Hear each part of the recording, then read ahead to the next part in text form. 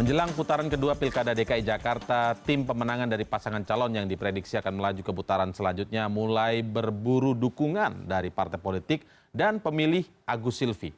Peta politik pun masih akan bergerak dinamis hingga putaran kedua pada 19 April nanti. Namun, menurut sebagian pengamat politik, faktor partai politik terbukti tidak berpengaruh dalam kemenangan calon di Pilkada DKI Jakarta.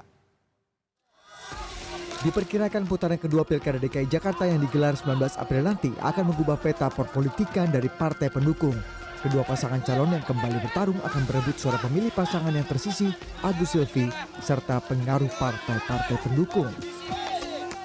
Perwakilan fraksi Partai Amanat Nasional dan Partai Persatuan Pembangunan DPRD DKI Jakarta dalam sebuah acara terlihat memberikan dukungan pada pasangan calon gubernur dan wakil gubernur Anies Sandi. Selain karena aspirasi wilayah, mereka mengaku hadir atas instruksi dari ketua DPW masing-masing. Wakil ketua tim pemenangan Anies Sandi merasa yakin partai pengusung pasangan Agus Silvi akan mengalihkan dukungannya kepada pasangan Anies dan Sandi. Dewan Pimpinan Wilayah DKI Jakarta PAN, P3, PKB sudah mendukung Anies Sandi dan Pak Nahrawi Demokrat, insya Allah juga secara organisatoris segera mendukung kita. Sudah oke. Kendati klaim dukungan kepada pasangan Anies Sandi sudah bermunculan, tim pasangan Ahok Jarot juga terus melakukan lobby-lobby politik untuk menarik dukungan partai tersisa. Dan kami juga sudah mulai melakukan komunikasi dengan partai-partai pendukung Mas Agus ya. Kami yakin misalkan ya, insya Allah PKB partai yang berbasis massa NU itu jauh lebih memiliki kedekatan ideologis dengan Pak Ahok ketimbang misalkan dengan partai-partai pendukung Pak Anies misalkan dengan PKS misalkan ya. Kendati perebutan dukungan partai tengah dilakukan masing-masing kandidat, namun bagi peneliti politik LIPI, Siti Zuro, dukungan besar partai politik dalam kontestasi Pilkada DKI belum menjadi penentu kemenangan calon. Kita tidak perlu terpaku pada parpol-parpol siapa saja, khususnya dari koalisi dengan Demokrat kemarin. Tidak ada korelasi yang positif atau jaminan yang konkret antara besarnya dukungan partai kepada calon dengan kemenangan calon itu. Pertarungan Pilkada DKI Jakarta masih akan berlanjut di putaran kedua. Menarik untuk disimak bagaimana tarik-menarik, dukung-mendukung antara dua pasangan calon yang lulus untuk berebut suara milik pasangan yang tersisih. Budi Adiputro, CNN Indonesia. Jelang putaran kedua Pilkada DKI Jakarta, pergerakan kekuatan politik semakin terasa. Berburu dukungan terus dilakukan oleh dua pasangan calon yang tersisa. Partai Amanat Nasional memastikan akan mendeklarasikan dukungan secara resmi pekan depan. Sementara Partai Persatuan Pembangunan baru akan menentukan dukungan pekan depan juga. Dan Partai Kebangkitan Bangsa menegaskan hingga kini belum menentukan dukungan secara resmi. Untuk membahasnya malam hari ini di studio sudah hadir Aryo Joy Hadikusumo yang merupakan Wakil Sekjen Partai Gerindra. Selamat malam, Mas Aryo. Selamat malam, terima kasih diundang. Kemudian ada Bu Lena Mariani Mukti yang merupakan Ketua DPP P3 Kepemimpinan Roma Hurmuzi. Selamat malam. Selamat malam. Jadi baik, mesti ada kepemimpinan Roma Hurmuzi. Kalau versinya Bu Lena, P3 cuma satu begitu ya. Baik. Versi pemerintah juga cuma satu. Dan kemudian ada Ari Nur Cahyo yang merupakan Direktur Eksekutif para Sindiket. Selamat malam, Mas Ari. Dan kemudian melalui sambungan telepon ada Bambang Susanto yang merupakan Ketua DES Pilkada DPP PKB. Selamat malam, Mas Bambang. Malam, Mas. Baik, kita juga masih menantikan Eriko Sutarduga yang merupakan Wakil Sekjen dari PDI Perjuangan. Kita tahu merupakan salah satu partai yang mendukung pasangan Ahok Jarot. Baik, kita mulai saja malam hari ini. Mas Aryo, ini kelihatannya pasangan Anies Sandi sudah banyak memanen dukungan dari partai-partai pendukung pasangan Agus Silvi sebelumnya ya. Yang apakah ini kemudian masih ditentukan DPP ataukah di tingkatan DPW, DPD itu sudah cukup sebenarnya? Ya, kami dari pasangan Anies Sandi kita membuka komunikasi dengan semuanya, dengan semua elemen masyarakat, semua stakeholder, pemegang pemangku kebijakan dan penentu.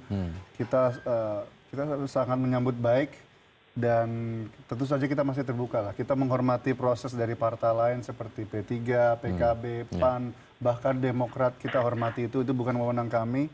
Tetapi kalau boleh saya komentar mengenai kondisi di lapangan, bahwa sudah ada banyak mengalir dukungan kepada kami itu terasa sekali. Contohnya banyak RT RW yang selama ini fokus ke mendukung pasangan nomor 1, banyak yang sudah membuka komunikasi dengan kami dan ini tidak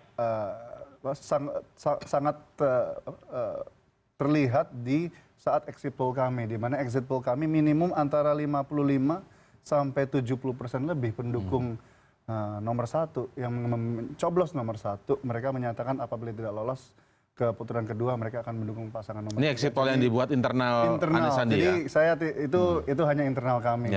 Jadi tentu saja kami tidak gegabah, kami menghormati keputusan setiap partai. Saya rasa untuk P3 harus tanya kepada Ibu, kita menghormati itu. Bahkan dengan semuanya, dengan PDIP, Nasdem, Hanura, karena siapapun yang menang harus menjadi pemimpin seluruh DKI, bukan hanya.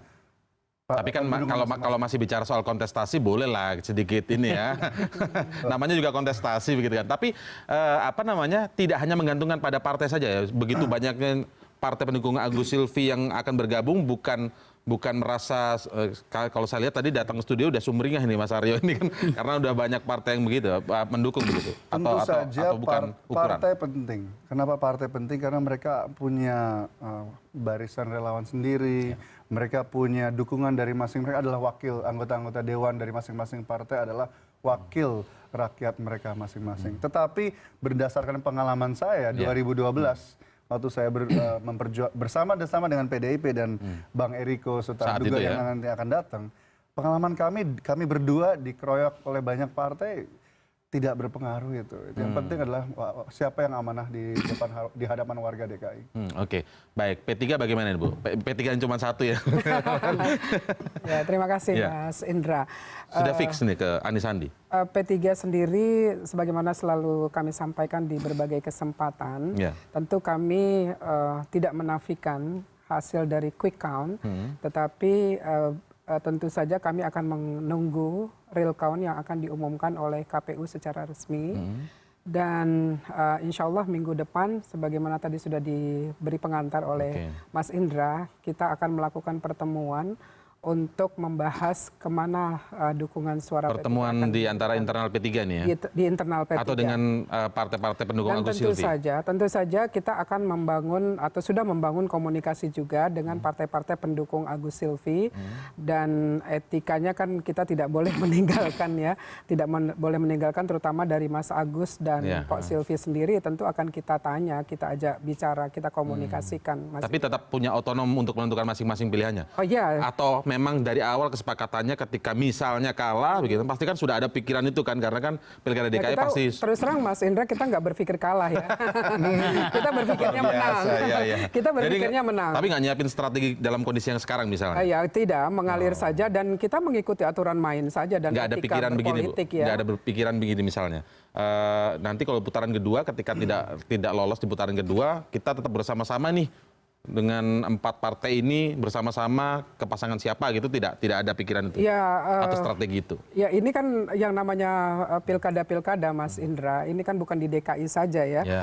Di 100 daerah yang lain P3 juga kan membangun koalisi dengan PDIP dengan partai yang lain yang di DKI kita tidak bersama-sama. Ini sesuatu hal yang biasa-biasa saja ya. Artinya komunikasinya. Untuk yang konteks DKI ini ada semangat perjanjian itu enggak? Untuk konteks DKI sama seperti di daerah-daerah lain ya. Kebetulan kalau di DKI kan ada syarat 50% plus 1 sehingga karena pasangannya ada 3, kemungkinan besar 2 putaran dan tentu saja kita sudah menghitung-hitung ya putaran kedua kalau Anies yang masuk atau tidak lolos lah ya Agus Silvi. Terus terang memang kita tidak berpikir bahwa Agus Silvi tidak lolos ya karena itu beneran Bu. Benar. Tidak berpikir sama sekali ya? Tidak berpikir sama sekali karena kan kita bekerja keras Mas Agus terutama dengan Pak Silvi sendiri kan juga luar biasa kerja kerasnya dan kemudian survei-survei juga kan waktu itu kan juga angka surveinya juga sangat fantastik ya. fantastis dan kita terus terang agak terkejut juga kenapa kok sampai hanya 16,9% gitu. Jadi sehingga tidak terpikir sama sekali ya, walaupun sebenarnya dalam kontestasi politik itu kan wajar kalau lolos tidak lolos, menang tidak menang. Ya kita menghitung tentu saja ya Mas Indra. Misalnya kalau Anies yang lolos atau Agus Silvi yang kedua, bagaimana strategi yang akan kita bangun. Kemudian kalau Anies yang masuk, bagaimana strategi yang kita bangun. Tapi yang terpenting adalah kita menunggu nanti pengumuman resmi dari KPUD dan membangun terus komunikasi dengan partai-partai pendukung koalisi ya, koalisi kerakyatan yang minus PDIP ini. Oh, koalisi kekeluargaan tadi ya. Koalisi kekeluargaan. Ya, tetap kita itu sempat masih terpikir koalisi kekeluargaan ini harus dibangun lagi begitu. Oh ya enggak. Karena situasinya kan sudah berbeda, dinamika yang terjadi juga sudah berbeda Mas Indra. Tapi yang pasti ya kita tanda-tandanya kemana Bu? Tanda-tandanya suara di bawah bagaimana? Tanda-tanda suara di bawah ya Mas Indra kan sudah mengikuti sendiri dan pemirsa juga mengikuti sendiri. Ibu setuju sebagai ini di DPP setuju? Kita tidak akan mengabaikan. Itu kan DPD kan yang sudah kita tidak akan mengabaikan suara akar rumput ya, tapi ada hal-hal yang mungkin harus kita bahas secara teliti karena ini kan Pilkada DKI ini kan bukan selesai di sini, tapi juga nanti pemilu di 2019 misalnya kan. Hal-hal yang harus dibahas teliti itu bukan termasuk dipanggil pemilik koalisi nasional, ayo gabung lagi sini, balik itu. Enggak begitu. Bisa saja. Oh bisa saja. Ini penting nih. Bisa saja dan bisa saja, dalam politik itu kan kemungkinan seperti itu bisa terbangun ya. Oke, baik. Saya ke Pak Bambang Susanto ya, yang merupakan Ketua Des Pilkada DPP PKB. Pak Bambang, sejauh ini yang belum terdengar suaranya paling tidak di luar sana, di tingkat bawahnya sendiri juga belum ada tanda-tanda deklarasi kemana begitu Pak. PKB sebenarnya kemana Pak?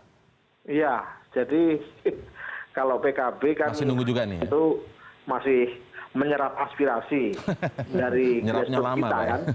Tetapi kan kemarin beberapa arus bawah sudah mulai memunculkan kan nama dukungan gitu kan, beberapa DPC itu pun hanya akan dijadikan bahan pertimbangan dari apa yang nanti akan diputuskan oleh DPP.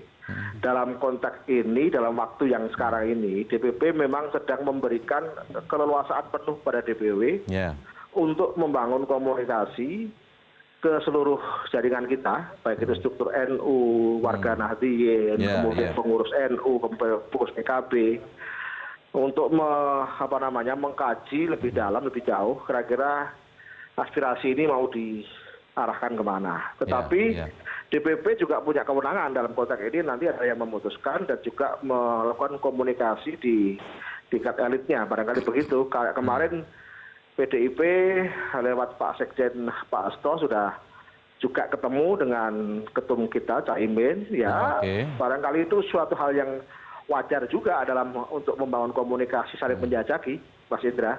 Oke, ini membangun komunikasi atau diingatkan suruh kembali ke koalisi nasional nih? Ya, kalau soal itu nanti kan persepsi kita aja, tapi tidak. Tapi intinya tidak ada kesan memaksa ataupun menekan dari teman-teman koalisi yang di pemerintahan itu untuk agar kita bersama-sama. Betul-betul kita diberikan keleluasaan dan saya kira juga dari teman-teman PDI juga sangat memahami dengan kondisi kita ini, dengan situasi yang begini ini. Jadi nanti titik beratnya yang lebih kepada mana pertimbangan atau kriteria yang akan diambil? Lebih kepada aspirasi dari bawah terkait dengan aspek kultural misalnya, ideologi kultural dan lain sebagainya, ataukah terkait dengan kepentingan strategi politik, tidak hanya di DKI, tapi secara nasional juga misalnya? Misalnya begini, misalnya ini dugaan saya ya, kalau misalnya kemudian tidak lagi balik untuk ini di koalisi nasionalnya mau disingkirin nih begitu. Itu menjadi pikiran nggak kira-kira Pak? Iya, kalau yang tadi didugakan itu saya kira tidak sampai ke sana lah arahnya. Tapi bahwa tentang kemungkinan pertimbangan strategi partai juga menjadi pertimbangan. Jadi artinya kalau sekarang posisinya itu masih 50-50 Mas, masih 50-50. Jadi kita bisa ke Anies, bisa ke Ahok, itu masih dua kemungkinan masih bisa, masih 50-50. Saya katakan begitu. Pertimbangan sangat rasional semua itu dua-duanya. Oke, sama-sama penting ya. Mungkin begitu juga nggak? Mungkin perlu saya ingatkan bahwa kan sebelum mendeklarasikan dukungan kepada Mas Agus dan Pak Silvi kan PKB sempat mendeklarasikan dukungan kepada Sandi. Jadi menurut saya siapapun keputusan nanti saya udah pernah ada itu ya, sejarah itu pernah ada ya. Saya ada fotonya, ada videonya. Iya. Jadi dari kami menghormati keputusan PKB, tapi hatinya kami udah tahu hatinya kemana. Bener artinya begitu. Tapi mikirin strategi juga partai tadi bagaimana itu? Kalau dulu sempat mendeklarasikan untuk Sandiaga Uno. Halo? Ya, itu menjadi pertimbangan juga tidak, Pak? Oh iya. Memang waktu itu kita sebelum ada keputusan resmi DPW pernah juga melakukan deklarasi dukungan kepada Pak Sandi. Tapi waktu itu Pak Sandi kita dukung untuk sebagai gubernur. Nah, untuk gubernur waktu itu belum ada pasangan kan. Beda ya ini ya. Tapi karena konstelasi dan dinamika yang berkembang sehingga kita harus melakukan kajian-kajian lagi, dan akhirnya kemarin itu posisi kita bersama P3 dan Demokrat mengusung Mas Agus gitu. Jadi itu kalau itu menjadi sejarah yang juga akan kita bangun kembali, ya mungkin sah-sah saja untuk kita kembangkan kembali. Termasuk yang itu sejarah koalisi kekeluargaan itu minus PDIP tapi ya sekarang ya. Itu Iya, jadi pertimbangan juga. Kalau tarikannya ke situ saya kira juga tidak udah masa demikian, lalu ya. Tidak demikian. Tapi Mbak Lena sudah menyampaikan itu saya kira. Baik, Mas Ari, saya sebenarnya ingin tanya dari awal seberapa signifikan sepertinya kan panen dukungan, berebut dalam tanda kutip ya yang sehat gitu. Suara dari pendukung Agus Silvi ini supaya datang ke masing-masing calon yang akan bertarung di putaran kedua. Ini bicara hasil quick count, karena kalau Bu Lena tadi kan nunggu hasil yang dari KPU resmi kan. Ya. Tapi kalau dari quick count dulu nih kita bicara. Tapi saya ingin lompat sebenarnya tanya. Jangan-jangan momentum seperti ini, momentum ketika ya saya mau dukung sana, saya mau dukung sini, tergantung ini, menjadi bargain politik untuk kepentingan yang lain kira-kira. Ya. Mungkin nggak Mas Ari?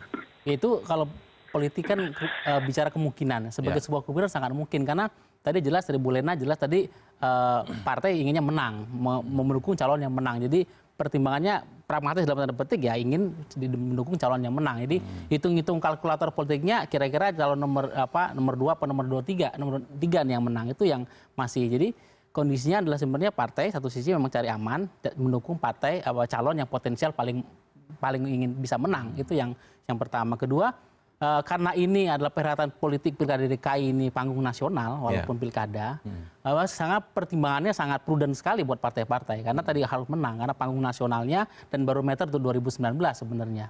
Kita jelas kontestasinya sebenarnya ini mengulang 2000 seperti mirip drama politik di 2014.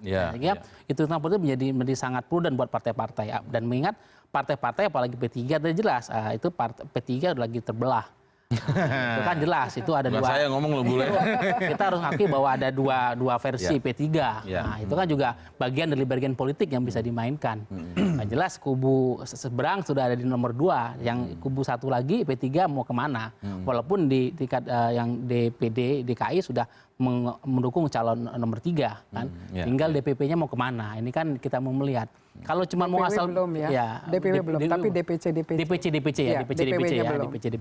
sudah mendukung ke calon nomor 3. Nah, belum DPW dan DPP. Nah, ini kan bagian bergennya. Apakah kalau cuma motifnya asal mau menang dan kemudian asal beda karena itu kubu lain saya harus beda. Itu kemudian menjadi PR untuk P3 sebenarnya. Apakah pilkada menjadi momen untuk rujuk atau sebenarnya untuk rujuk mungkin P3? Di putaran pertama dikasih kesempatan silakan deh dukung balik gitu kalau silakan untuk rujuk dalam arti surat partai berubah nih gitu. Untuk rujuk 2 P3 antara kubu Romi dan kubu Jan Faris bisa rujuk di pilkada DKI. Itu sebuah opportunity politik. Atau memang nanti kita garis demarkasi diperjelas antara dua kubu ini. Nah, karena bicara politik ke depan seperti apa. Kalau untuk P3 jelas jadi terbelah, tapi terbelahnya lebih pada tadi bahasanya Mas Bambang itu 50-50. Mau ke calon nomor 2, nomor 3 itu sangat ambigu sekali. Itu tergantung apa kira-kira? Nah, itu ngelihat sebenarnya secara partai memang masih menimbang sama seperti partai yang lain. Kira-kira yang paling mungkin menang nomor 2 atau nomor 3 ya. Pragmatis sekali pertimbangannya. Tapi kemudian juga berhadapan pada satu sisi hasil quick count dan menunggu hasil ini itu yang kedua hasil elektoralnya. Yang ketiga sebenarnya pertimbangannya ada simbol-simbol dari NU yang sudah disampaikan ke publik. Misalnya kemarin Pak Said Agil bertemu dengan Pak Ahok misalnya di satu acara. Itu kan sebagai simbol politik. Itu kan juga untuk partai juga apapun PKB bagian dari NU seperti itu sebagai sebuah referensi. Nah, variabel-variabel politik ini yang kemudian menjadi pertimbangan untuk PKB untuk menimbang. Makanya tadi 50-50 kemana? Nah, ini arahnya kemana? Ini yang mau kita lihat sebenarnya. Kalau kecenderungannya melihat sinyal politik sebenarnya dari kemarin NU sudah hawa politiknya sinyalnya sudah ke nomor 2 sebenarnya, PKB akan ke nomor 2, tapi P3 nampaknya akan ke nomor 3, kira-kira begitulah sinyal politiknya ya. Tinggal karena perseteruan dua kubu di P3 ini sangat keras sehingga sana sudah ada kubu lawan saya akan beda. Politik asal beda ini yang dimainkan, tapi masih cair, masih pertimbangan. Kita belum tahu PAN, gelagatnya masih lebih tidak jelas. Demokrat juga saya pikir nah, Demokrat kemungkinan akan mendistribusikan suaranya akan kemana atau justru diam? Demokrat adalah secara psikologi politik paling berat mau ikut nomor 3 atau nomor 2 karena ada beban kesejahteraan politik yang berat untuk dua-duanya mau ke nomor 2 atau nomor 3 karena ada beban politik dengan PDIP dan beban politik dengan Gerindra. Hal-hal itu yang sebenarnya bicara kesejahteraan politik menjadi beban. Nah, itu yang paling berat sebenarnya Demokrat. Kita akan dengarkan pendapat dari PDI Perjuangan yang sudah datang, tapi akan bergabung setelah jeda ya. Kami akan segera kembali. Saat lagi kita dengarkan bagaimana suara dari Bang Eriko Sotarduga. Saat lagi.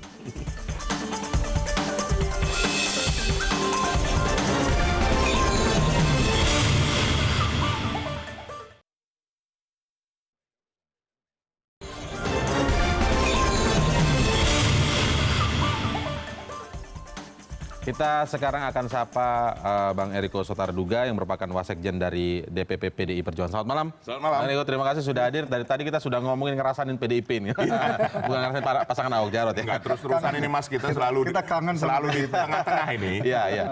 Jadi kalau dilihat setiap hari kita melihat deklarasi dukungan untuk pasangan Anies Sandi, deklarasi dukungan pasangan Anies Sandi. PDIP khawatir nggak soal ini untuk pasangan Ahok Jarot? Nah, ini menarik ya Mas. Sebenarnya kalau dalam kontestasi seperti ini, kan ini kita cerita partai ini ya. Partai itu kan dibutuhkan pada awalnya itu untuk melakukan pendukungan. Karena maju kan hanya dua caranya, lewat jalur perseorangan dan jalur partai.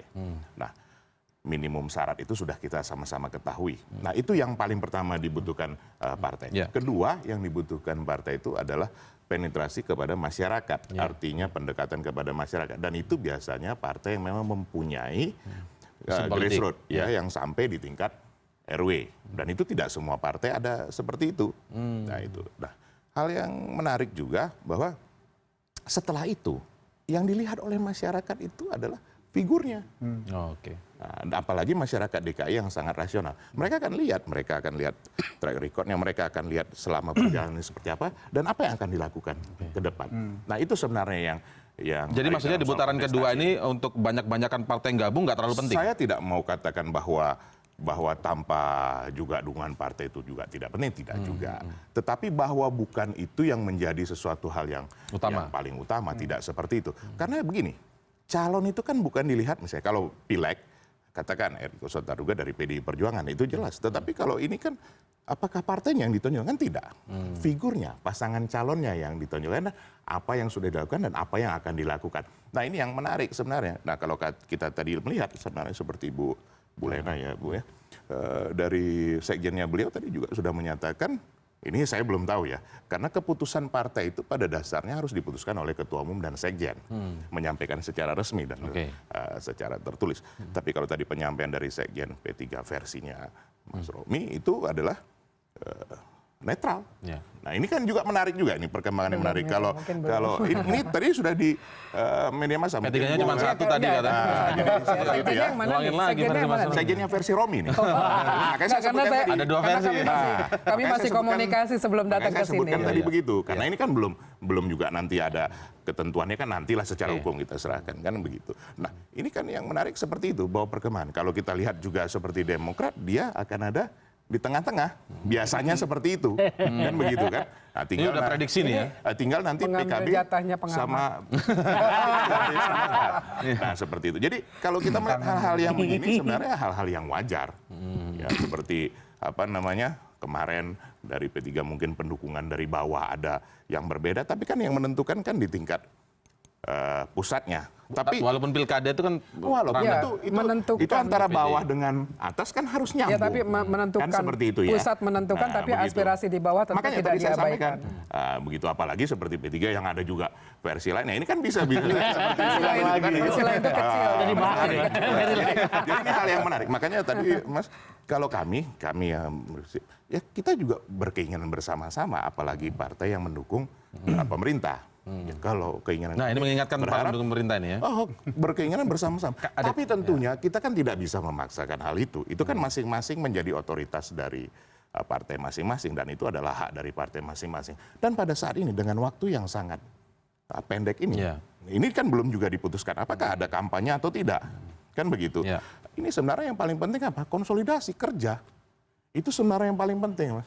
Karena kita tidak bisa hanya bertatanan di atas hanya katakan bagaimana kita dapat kerja itu pasti. Kerja itu pasti. Tapi sebenarnya oleh dari PDI Perjuangan sendiri apakah juga katakanlah tadi yang paling penting adalah pendekatan ke masyarakatnya begitu kan. Partai bukan yang utama.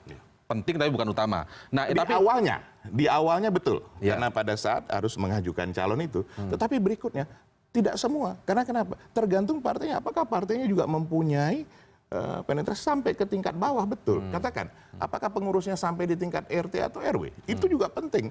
Karena kalau tidak, apa alatnya untuk sampai tapi tidak bisa dilupakan, Bang Eriko, kursi yang diperoleh oleh masing-masing partai, misalnya 10 untuk P3 ya, di DKI, itu kan pasti punya grassroots pendukung. Kenyataannya presentasinya apakah begitu? Apakah equal seperti itu? Kan tidak juga. Nah ini yang menarik, makanya saya sampaikan tadi, bahwa rasionalitas dari masyarakat DKI barangkali juga tadi dari pengamat kita, ini sangat penting, bahwa mereka baik partai yang mengajukan, tetapi setelah itu mereka akan melihat langsung kepada figur dan melihat apa yang sudah dilakukan dan apa yang akan dilakukan. Nah, waktu yang singkat ini sebenarnya itu intinya antara paslon masing-masing. Itu saya rasa seperti. Tapi PDI Perjuangan sendiri mendatangi partai-partai yang tergabung koalisi pemerintah itu untuk ikut balik lagi gabung. Komunikasi itu kan sudah pasti. Ini sering seperti kemarin sekjen kami ke PKB, kemudian juga kalau kami di DPR dengan P3 selalu berkomunikasi karena di DPR itu juga banyak pengurus DPP kan begitu yang di DPR, begitu juga dengan PAN. Tetapi kan hal ini belum menjadi sesuatu, apakah itu menjadi akhir dari itu kan belum. Nah, inilah kita lihat perkembangan. Itu sambil nyolek ingat koalisi kan takut juga P3 tadi dibuat ada 2 versi. Itu kayaknya ada pesan di situ ya. Makanya tadi saya sampaikan bahwa bukan itu yang menjadi akhir dari yang paling utama untuk memenangkan itu, tidak juga. Tapi tetap jangan lupa. Tapi itu juga menjadi faktor yang perlu kita. Kenapa? Kalau bisa ini kan bersama-sama itu kan lebih baik. Tapi bisa saja nanti ada yang keputusan tidak mendukung siapa-siapa. Ini kan bisa juga. Ya menurut saya PDIP tidak akan melakukan tekanan-tekanan karena PDIP kan juga pernah punya sejarah ya. Punya prediksi atau harapan ini? Prediksi atau harapan? Ya dua-duanya. Dua-duanya karena kan PDIP juga punya bisa melakukan hal itu. Yang bisa melakukan itu kan pemerintah. Kita kan tidak bisa mengintervensi pemerintah dalam hal ini. Nanti dikatakan seperti itu. Tapi yang menjadikan tentu kita kan. Bagaimana Bu itu? Ada pertimbangan itu kayak seperti itu, pertimbangan apa namanya ideologi serapan di bawah, aspirasi di bawah, ataukah kemudian ada semacam hal politik seperti yang saya tanyakan ke PKB tadi? Ada pertimbangan strategi politik kalau misalnya tetap berada artinya tidak bergabung untuk seperti kalau untuk posisi P3 menurut saya ya kita sudah belajar dari pengalaman cukup panjang ya bahwa suara grassroots itu tidak akan kita abaikan gitu, walaupun memang tadi apapun resikonya dan tadi memang kalau memang ada isyarat misalnya ya ada terkait dengan posisi P3 yang ada sekarang ini, dan menurut saya tidak akan dilakukan oleh pemerintah maupun oleh PDIP karena di berbagai daerah kan kita juga kerjasama, Bang Eriko ya, bukan di DKI saja, gitu. Walaupun DKI konstelasi politiknya di DKI dan daerah lain bisa disamakan. Ya, harus diingatkan bahwa koalisi kita ini kan bukan koalisi yang khusus untuk DKI saja. Contoh, gitu. Yang paling banyak kami menang dengan koalisi dengan PAN di daerah. Itu yang kita evaluasi tahun lalu dan itu menurut saya itu tidak hal-hal yang wajar saja. Bahkan dengan Gerindra pun kita ada dan itu hal yang tidak perlu tidak mesti diabaikan gitu. Jadi juga menjadi pertimbangan. Dan PDIP ini kan juga partai yang cukup panjang sejarahnya sama dengan P3 ya. Partai tua ya. Partai tua, bukan menyinggung Gerindra. Wah, bicara umur nih. Artinya sejarah yang pernah yang sudah ditempuh yang panjang jadi, ini Mas, kan kalau boleh saya komentari tidak bisa satu diabaikan. hal lagi, tadi saya sangat setuju dengan apa yang disampaikan oleh Bang Eriko bahwa partai itu di awal penting, tetapi ujung-ujungnya karena buktinya 5 tahun yang lalu, saya ingatkan lagi, 5 tahun lalu kita berdua bisa melawan petahana dengan suara yang fantastis. Ini kenapa harus diingatkan 5 tahun yang lalu 2 kali jadinya? Karena siapapun yang menang di putaran kedua, kita harus bersatu. Kita harus menjalin komunikasi.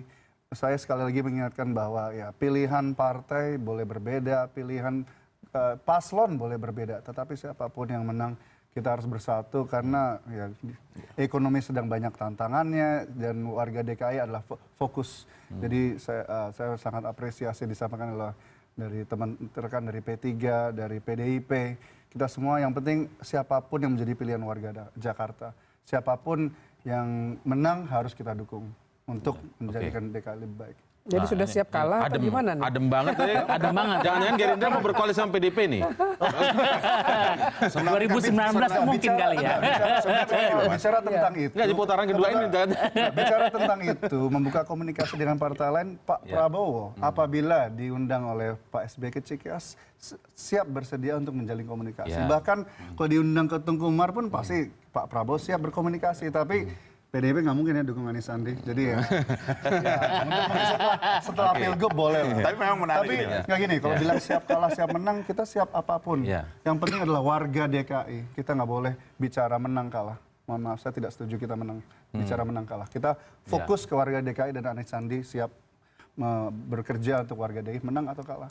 Jadi siap menang, siap kalah. Harus dong. Oke, baik. Dan nanti udah terbukti. Beda sama Bu Lena tadi. Nggak pernah memikirkan kalau-kalau. Karena Gerindra namanya berkontestasi, harus optimis. Fokus ke warga. Dan 2014 sudah terbukti kok Pak Prabowo datang ke pelantikan Pak Jokowi. Dan saya rasa ini suatu tradisi yang perlu kita teruskan di DKI. Mas Indah, ada kalimat yang perlu diluruskan tadi, bahwa memang kita tidak berpikir akan kalah ya dalam berkontestasi, tetapi kalau hasilnya sudah diumumkan, ya kita siap menang, siap kalah. Gitu. Tapi saat berkontestasi nggak memikirkan itu? Nggak memikirkan itu. Yang kita pikirkan itu adalah bagaimana memenangkan, berjuang untuk menang. Gitu. Mas Hari, kan kalau kita lihat sebenarnya publik ya secara awam begitu melihat kalau kemudian pasangan satu kemudian banyak mengalihkan ke pasangan Anies Sandi, ya paling tidak yang terlihat di beberapa ini ya, walaupun belum keputusan DPP-nya begitu kan, ke pasangan Anies Sandi begitu. Kemudian berpikir seringkali yang kita lihat di berbagai informasi yang muncul terkesan angka 39%, kurang lebih 39%, ditambahkan ke angka 17%, maka akan bisa mengalahkan 42%. Apakah sesimpel itu nanti hitung-hitungannya? Saya pikir serelevan itu tidak. Matematika elektoral tidak linear langsung seperti linear itu ya, seperti tidak itu ya. Seperti itu. Karena apapun kan sebenarnya Bang Eriko tadi sebenarnya dalam pilkada gitu, dalam pemilihan pemimpin daerah atau yang dipilih adalah sebenarnya figur dan program visi misi, itu akan melihat ke sana. Partai sebenarnya betul bahwa memang hanya fungsi administratif sebagai pengusung ketika daftar ke KPU.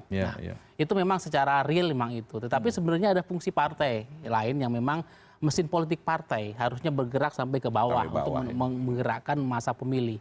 Tapi kan sebenarnya dalam banyak kasus pilkada dan sebenarnya pemilu juga, elektoral legislatif pemilihan partai itu selalu tidak berbanding lurus dengan pemilihan ketika koalisi pemimpin kepala daerah atau pemimpin presiden. Jadi pemilu elektoral partai dan elektoral pemimpin daerah itu tidak berbanding lurus, sehingga sebenarnya orientasi pemilih itu berbeda ketika memilih wakil rakyat partai atau memilih kepala daerah. Presiden Wapres. Cuman persoalannya adalah sekarang ketika itu kemudian jadi perbedaan, dalam banyak kasus memang partai-partai itu hanya cukup terlena ketika memang sudah ngusung, sudah sangat tugas sudah selesai.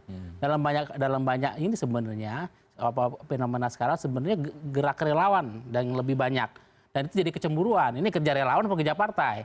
Di paslon-paslon ini kerja relawan itu aja saling klaim. Bagaimana tidak terjadi sebuah... Anda melihat itu ada saling klaim? Real atau analisis nih? Analisis dan real itu terjadi. Mari kita akui bahwa ini klaim, ini kerja relawan, ini kerja partai, saling mengklaim. Ini kan tidak bagus untuk sebuah proses pemenangan sebenarnya. Nah, partai politik apapun sebuah kebutuhan dan sebenarnya organ partai politik sampai ke grassroots dibutuhkan. Tapi relawan sebagai sebuah penyalur aspirasi juga butuh.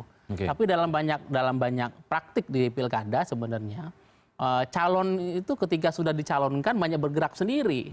Baru saya punya berbicara beberapa partai politik yang memang punya militansi bergerak ke bawah, tapi dominan partai politik sebenarnya selesai pencalonan selesai, pengusung KPUD selesai, tidak bergerak mesin partainya. Nah itu kan sebenarnya persoalan kalau mau sharing antara Mas Aro dan Mas Eriko itu sebenarnya kelihatan sekali bagaimana proses pemenangan itu sebenarnya itu klaim kerja siapa. Jadi mesin partai itu memang harus bergerak. Itu menjadi signifikan proses sekarang partai-partai bergerak kemana. Tetapi kalau memang itu mesin partai tidak bergerak, itu hanya simbolisme saja bahwa partai PKB atau P3 akan bergerak kemana. Tetapi sebenarnya bisa nggak itu digerakkan bahwa mesin partai benar-benar bekerja menggerakkan voters di bawah? Ya, tapi saya ingin memberikan pandangan Mas Indra ya. Pandangannya kita tahan dulu di segmen selanjutnya, kita lanjutkan pandangan. Setelah jeda berikut kami masih akan mengulas. Iklan marah nih.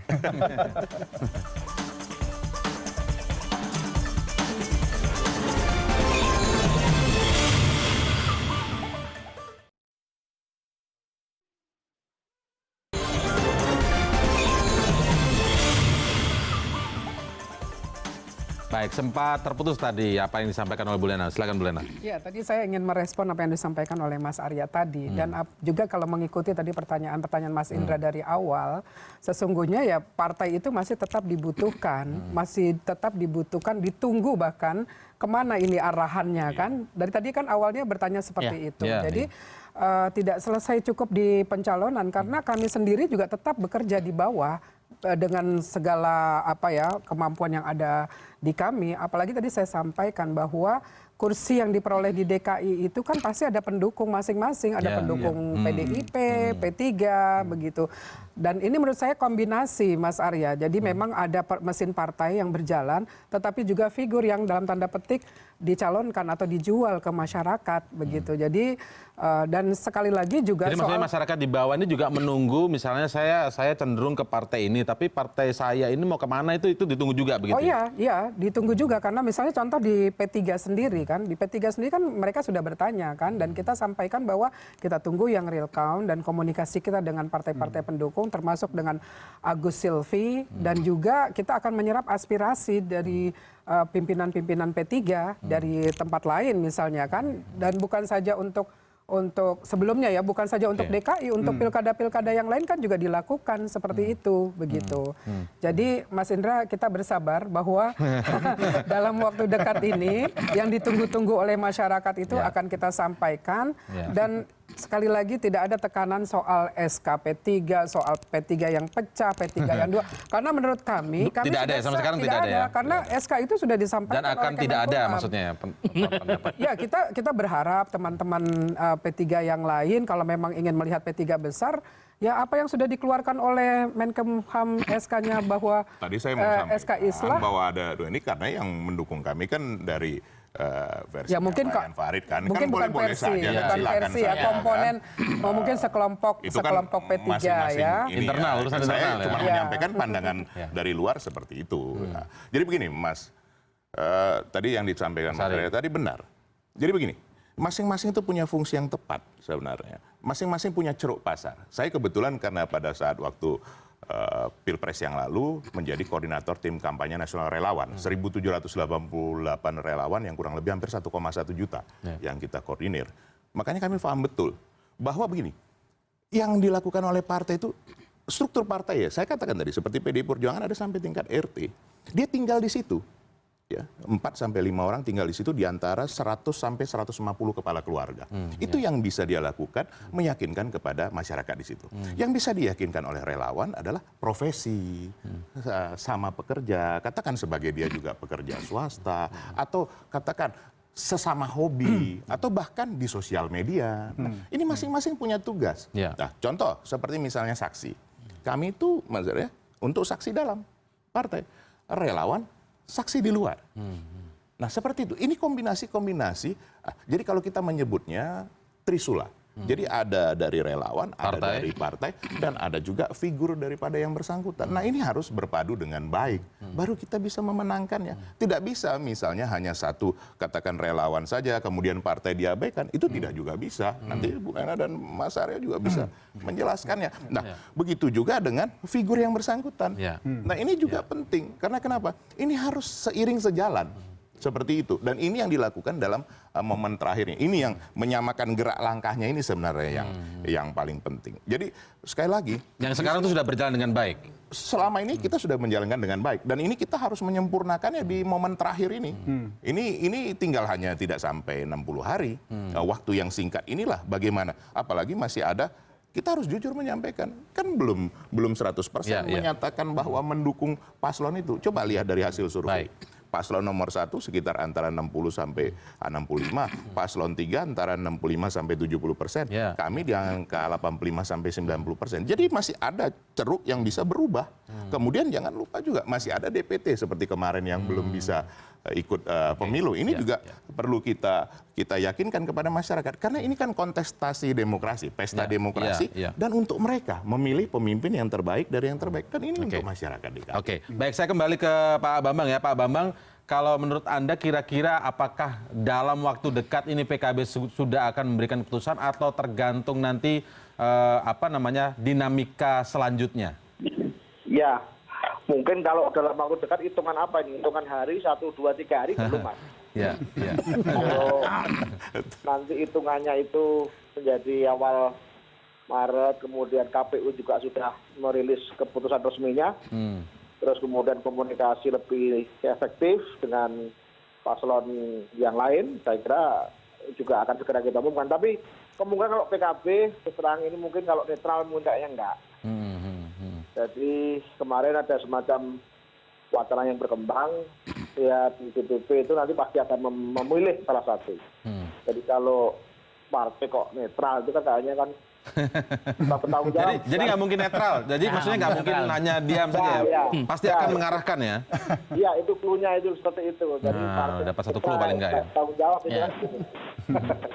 Tapi pertimbangan nanti yang akan kita kaji lebih dulu, sehingga mudah-mudahan secepatnya kita akan beri keputusan.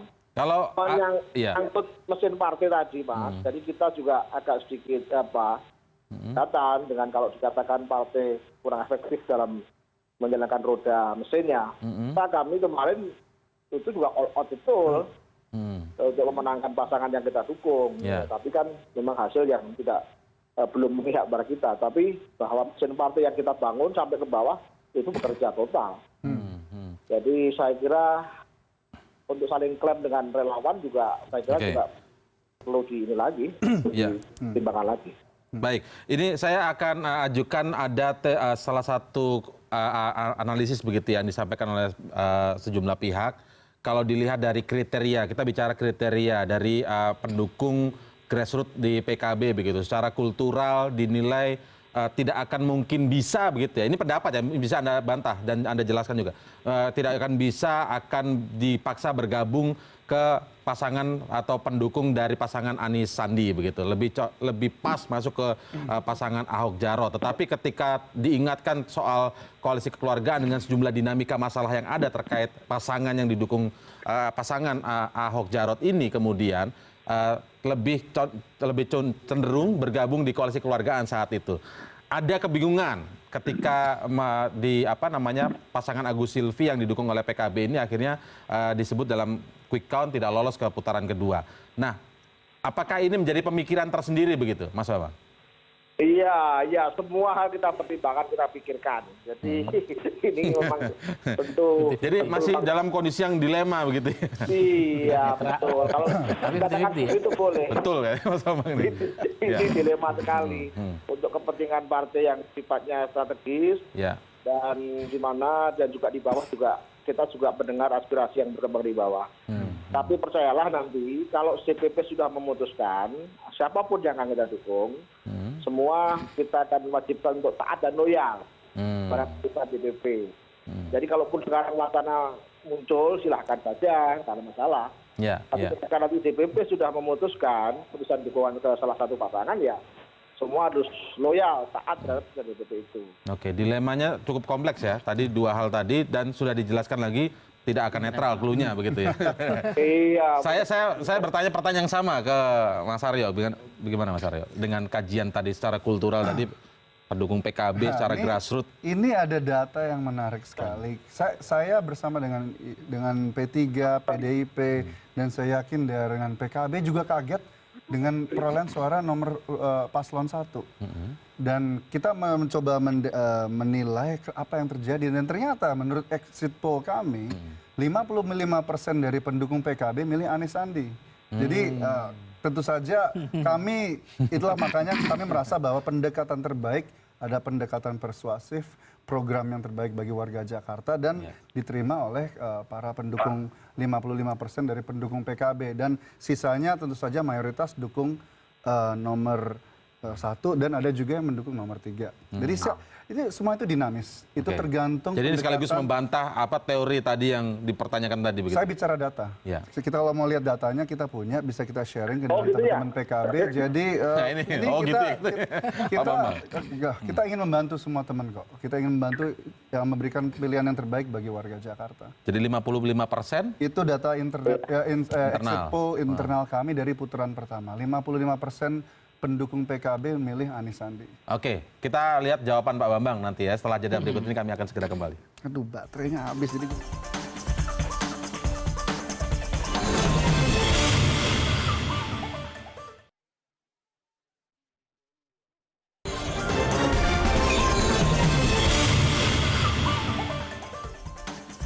Ada data yang disampaikan oleh Mas Aryo tadi. Pak Bambang, Anda ingin menanggapi sebelum kita mulai masuk ke kesimpulan? Ya boleh-boleh aja. Data itu bisa dari mana saja. Tapi Anda sebagai ketua Des Pilkada di DPP begitu kan, pasti kan juga merasakan auranya seperti apa. Benar nggak kira? Mendekati kebenaran nggak kira-kira? Ya saya kira kita masih perlu hitung detail lagi. Ya. Saya kira juga tidak seperti itu secara mutlak ya. Jadi kita juga punya data juga. Memang kemarin kita sudah melakukan upaya-upaya yang maksimal dan juga kita bisa mengonsolidasikan dengan kerja keras juga. Yeah. Tapi soal angka tadi kita masih bisa kita perdebatkan dulu lah. Kita belum bisa menerima kalau kemudian sekian persen kemudian ke sana. Karena kita kemarin fokus untuk pemenangan AHY. Jadi saya kira suara kita ya kita semua arahkan AHY. Pertanyaan yang sama dengan Bu Lena tadi di awal, saya ingin tanyakan di akhir ini ke Pak Bambang. Jadi kira-kira nanti akan berpikir bersama-sama mengajak Demokrat misalnya sebagai gerbong koalisi di Agus Silvi waktu itu untuk membicarakan ini juga, ataukah hanya ini otonom urusan internal dari PKB saja? Jadi kita dalam rangka untuk menghormati koalisi itu, maka kita akan tunggu dulu pengumuman resmi dari KPU. Oke. Itu adalah bentuk kita dalam rangka etika untuk menghormati koalisi. Setelah itu diumumkan dan memang dinyatakan AHY tidak masuk pada kedua, tentu kami sudah bebas otonom untuk menentukan pilihan kemana arah koalisi kita yang depan ini. Oke, baik. Terima kasih atas waktunya Pak Bambang. Sekarang kesimpulan saya mulai dari Ibu Lena dulu. Bu Lena, jadi intinya yang menjadi pertimbangan inti nanti, pertimbangan utama nanti itu lebih kepada soal ideologi ataukah nanti strategi ataukah ya kalau bicara real politik di bawah kan soal ideologi kan nggak bisa dinafikan. Soal ideologi tidak bisa dinafikan dan juga kita ada strategi dan tadi disampaikan bahwa kita tidak akan mengabaikan suara P3 di grassroots. Itu pasti. Karena ya keberadaan partai ini kan karena didukung oleh grassroots grassroots level.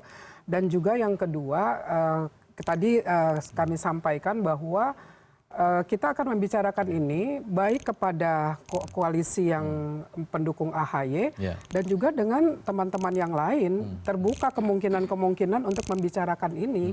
Jadi sebagaimana tadi disinggung bahwa yang namanya berkontestasi itu kan kita ingin menang, tapi kan menangnya juga kan pasti kan dengan cara-cara yang dihalalkan. Itu diikuti beberapa syarat-syarat politik yang di luar pilkada DKI tidak kira-kira? Iya, semuanya akan dipertimbangkan. Menurut saya akan kita perhitungkan juga, dan tentu juga kita akan mendengar dari senior-senior P3. Kan P3 ini kan ada yang disebut juga majelis a'la, yang mungkin belum terlalu terdengar seperti majelis tinggi ya, majelis tingginya Demokrat. P3 punya majelis a'la yang suaranya didengar betul. Suaranya didengar betul karena mereka ini kan tokoh-tokoh senior di P3 yang perlu kita dengar. Sama juga dengan PKB, menurut saya ada Dewan Suronya, ada Tanfizianya, semuanya akan kita perbincangkan, dan insya Allah Mas Indra di atas tanggal 27 ini ya. Kita akan melakukan pertemuan untuk membahas. Saya pikir udah ada hasilnya nih, bukan? Hasilnya belum, karena kita masih akan melakukan pertemuan di atas tanggal 27 ini. Insya Allah. Nggak sabaran ya saya. Nggak sabaran. Insya Allah nanti akan ada keputusan yang pasti untuk kita, dan sekali lagi kita berharap bahwa suara di grassroots level itu kita dengar. Jadi di atas tanggal 27 itu mungkin suatu saat kita undang lagi ke CNN, sudah jadi tim suksesnya siapa? Betul. Kalau nggak menggantikan Bang Eriko atau Mas Aryo gitu ya. Sudah jadi juru bicaranya pasangan nomor 2 atau nomor 3. Oke, saya ke Bang Eriko sekarang. Bang Eriko, katakanlah tadi ada Trisula tadi ya. Tetapi ke depan ini menjelang putaran kedua nanti, yang paling penting dilakukan oleh PDI Perjuangan sendiri akan seperti apa? Akan merangkul-rangkul beberapa partai yang pendukung Gus Silvi memperebutkan 17% atau 18% suara itu, ataukah lebih kepada mengkonsolidasi ulang di dalam secara internal? Ya tentu kalau strategi secara tidak mungkin boleh saya sampaikan di sini ya. Tapi kira-kira beginilah. Tapi saya wajib bertanya. Bahwa tadi saya sudah sampaikan di awal bahwa dari paslon 1 dan paslon 3 tingkat loyalitasnya berdasarkan hasil survei, bukan satu hasil survei, tapi hampir secara keseluruhan hasil survei itu masih belum sampai di tingkat yang sangat memuaskan. Jadi katakan di angka 60-70. Jadi berarti ada 30-40% ini akan masih mungkin untuk berubah. Nah itu juga satu potensi peluang pasar. Kami juga begitu, di angka 85-90%. Jadi berarti masih ada 10-15% masih mungkin berubah. Nah ini satu hal yang kita lakukan. Kedua, bahwa kita juga ingin bersama-sama tentunya dengan partai yang bersama-sama di pemerintahan. Kenapa kita, kalau boleh kita kan bisa bersama-sama. Kami tentu berharap seperti itu. Tapi sekali lagi kan kita tidak bisa memaksakan dari masing-masing. Pertanyaan yang sama itu pernah saya tanyakan begitu ke koalisi yang lain dari PAN. Kebetulan waktu itu saya mengundang Pak Yandri, mengatakan jangan dong dikait-kaitkan koalisi nasional dengan pilkada DKI. Sah-sah saja. Ini kan pendapat kami, kan boleh kami berpendapat. Sangat boleh. Sangat boleh tentunya. Ya artinya kita kan sama-sama. Kenapa kita tidak boleh bersama-sama? Kan itu kan namanya keinginan kita. Tapi seperti keinginan kan harus gayung bersambut. Kalau tidak disambut juga tidak apa-apa. Nggak masalah ya. Nggak berpengaruh ke koalisi nasional. Tapi satu hal yang menarik, ini semua belum disampaikan oleh Ketua Umum dan Sekjen.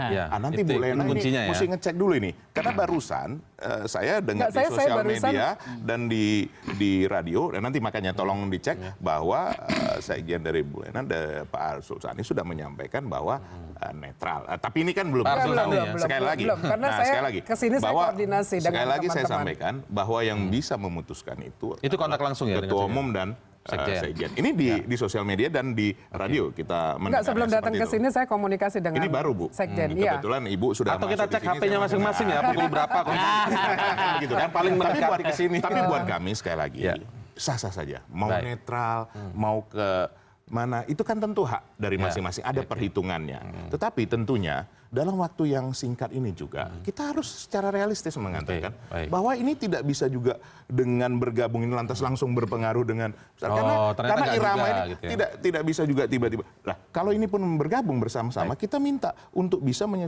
mensosialisasikan yang sudah dilakukan di pasangan calon sebelumnya tentunya kepada kita. Itu wajar hal-hal seperti itu. Oke, Mas Aryo, sedikit saja Mas Aryo sebagai kesimpulan penutup untuk pasangan Anies Sandi ini. Kalau kemudian disinggung soal koalisi nasional disebut ya gayung harus gayung bersambut, tetap menjadi masalah sendiri tidak bagi pasangan Anies Sandi tadi. Saya ingin ingatkan kembali bahwa setelah kita pelajari putaran pertama, strategi yang paling efektif untuk mendulang suara adalah penyampaian visi misi dari pasangan Anies Sandi. Terbukti bahwa setiap warga yang telah mendengar program dan visi misi seperti OKOC dan juga program DP Rumah 0% itu sangat disambut sangat baik. Artinya kita harus menjangkau warga sebanyak-banyaknya. Tentu saja ini akan sangat dibantu apabila ada partai lain yang bergabung dengan kami, relawan yang bergabung dengan kami. Saya yakin dari... Tapi kalau itu misalnya nggak terjadi, karena itu keputusan tadi Ketum dan Sekjen. Contohnya, banyak programnya AHY yang bagus, yang tentu saja apabila partai-partai dari AHY berkoalisi dengan kami, akan kita adopsi yang terbaik. Saya yakin juga dari pasangan nomor 2, banyak program yang bagus. Mari kita adu program, tentu saja akan jauh lebih gampang menyampai seluruh warga program DP Rumah 0% dan OKOC apabila banyak partai koalisi lain bergabung dengan kami. Selanjutnya kita serahkan kepada warga DKI dan juga kami akan menghormati keputusan dari P3, keputusan dari PDIP, keputusan dari PKB dan juga dari PAN. Kita pilihlah yang terbaik bagi program pasangan dengan Demokrat ya. tapi ya kita tentu saja tidak ingin mendorong Mas Agus ya, karena Pak Agus dan Pak SB tentu saja ada keputusan dan pertimbangan tersendiri. Tetapi sekali lagi Pak Prabowo selalu membuka jalur komunikasi dan siap datang ke CKS apabila diundang. Oh gitu, baik. Disebut pasangan satu programnya bagus, pasangan nomor 2 programnya juga bagus. Kenapa nggak jadi satu koalisi aja? Kenapa enggak? Jadi bingung jadi kontestasi bagaimana? Terima kasih Mas Ari, tapi singkat saja Mas Ari. Ya jelas sebagai penutup, berebut suara koalisi CKS itu berbeda dengan berebut partai koalisi CKS. Kalau yang kita bicarakan berebut partai, PDIP punya preferensi bagaimana referensi koalisi nasional menjadi rujukan. Itu berulang kepada P3, PKB dan PAN. Kita bisa melihat gestur-gestur politik tokoh-tokoh partai ini kemana. Tapi kalau berebut suara koalisi CKS yang 17% itu yang atau mungkin lebih besar, itu yang lebih penting. Karena bagaimana masa mengambang, masa yang sangat rasional sebenarnya. Karena masing-masing calon itu sudah punya voters yang captive, baik itu nomor 2, nomor 3 yang nggak bisa diganggu-gugat. Pemilih yang nanti juga akan memilih pilihan yang sama. Tapi bagaimana masa mengambang ini diolah. Sehingga bagi calon 2 dan calon 3 sebenarnya penajaman visi, misi, dan program menjadi penting. Karena mereka adalah pemilih rasional sangat bisa digiring kemana preferensi pilihan politik. Dan tadi tuh yang rasional itu, kalau rasional biasanya tidak mau coba-coba. Sesuatu yang diambil aja sama dia. Ada 58, kita harus tutup. Terima kasih semuanya Bapak, Ibu Lena, terima kasih. Kita tunggu nanti di atas 27, terutama untuk Bu Lena ini. Kami akan segera kembali setelah jeda berikut.